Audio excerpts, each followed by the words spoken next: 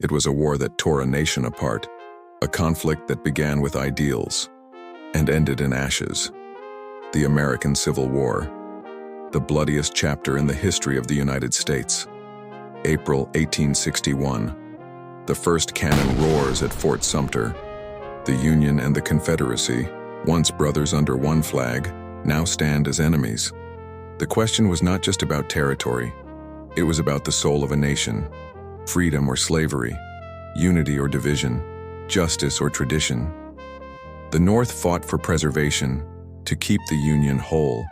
The South, for independence, for a way of life built on human bondage. More than 600,000 soldiers would die, fathers against sons, friends on opposite sides of the same battlefield. At Bull Run, both sides thought it would end quickly. They were wrong.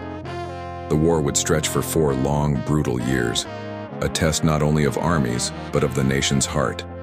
The fields of Antietam ran red. Gettysburg became a graveyard of ideals and men alike.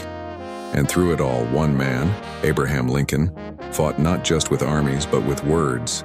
He called upon the better angels of human nature. He believed the Union must endure, that slavery must die for freedom to live. When Lincoln signed the Emancipation Proclamation, he didn't just free the enslaved. He gave the war a new purpose. It was no longer about borders. It was about humanity. By 1865, the South lay in ruins.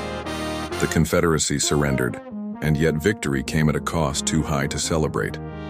Lincoln would not live to see peace. Just days after the war's end, he was struck down by an assassin's bullet.